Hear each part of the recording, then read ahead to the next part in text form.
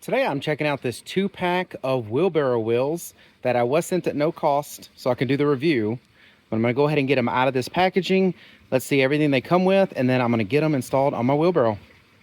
All right, this is the wheels out of the package. It does come with these 2 flat-free wheels. They have these grease zerks on them so that you can grease these when you have them on there, so that makes them keep rolling better.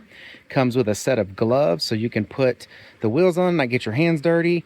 Comes with another set of bearings to make the shaft opening for the wheels. This accommodates a bigger shaft, and that one's for smaller shafts. And then it has a lot of these spacers here that allows you to, space these out properly on your wheelbarrow. So everything that I'm going to need to put on there, let's get them installed. All right, so this old wheelbarrow I have here had the old pneumatic tires on it, so you had to air them up. They never stayed aired up. Every time I wanted to use it, I had to go air them up again. And now it's gotten to a point where they won't even stay aired up. You'll air them up, there's cracks in it. I'm just tired of messing with them. So I'm putting these flat-free tires on there. Let's see how well they're gonna do. So I've got this one on here, and I just put it on just to see how it will do. The bearings that were already installed in it were the right size bearings for this shaft. This shaft already has this like little plastic spacer in it from when I got the wheelbarrow, but these wheels come with these metal spacers, and I kind of like those better. I think I'm going to space them out with the metal spacers instead of the plastic one and get it where it's just perfect where I put the cotter pin in. The wheels are all the way here, because the wider the stance of these wheels, the more stable the wheelbarrow is going to be. So on this wheelbarrow, it looks like one large spacer and one small spacer makes it fit quite well. So I can still come over here and put the cotter key in with no issue. And it keeps the wheel from coming too close, as you would see it would rub here if you didn't have spacers.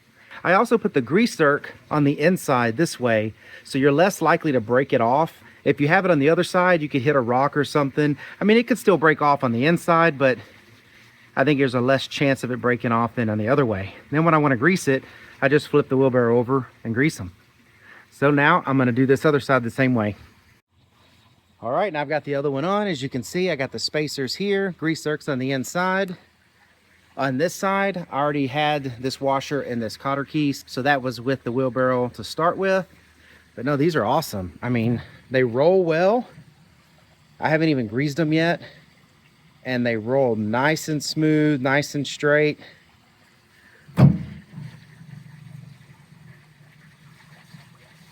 Very nice. I'm gonna really appreciate these tires. It's gonna help me move around a heavy load with no issue. Now, one thing I want to note is these are flat-free tires, and if you know much about flat-free tires, they are built in a special way to be able to handle a load, but while you're using it. So what you don't want to do is put this wheelbarrow up and leave 3 bags of concrete in there sitting there for months, because what it will do is it will make flat spots in your flat-free tires. So never leave a load on your flat-free tires. They're fine just supporting the wheelbarrow, and they're fine holding a really heavy load while you're rolling and moving it. Short periods of time, even maybe a day, might not be a problem. But I've had it one time where I did have some flat-free tires. I had them on a cart, but I had about 500 pounds in that cart.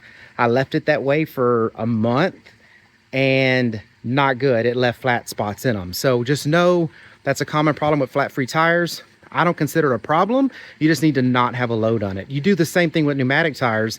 If you leave a load on pneumatic tires, you're going to get flat spots. The only difference is you can air those up usually and try to get those worked out. You can't do that on these. So do not put a load on these for really long periods of time, as in weeks, months, years. But yeah, they are awesome. I love flat-free wheels and tires. I wish everything had them now. And I think these are going to work great. I hope this information was helpful. Thank you very much for watching. Y'all take care.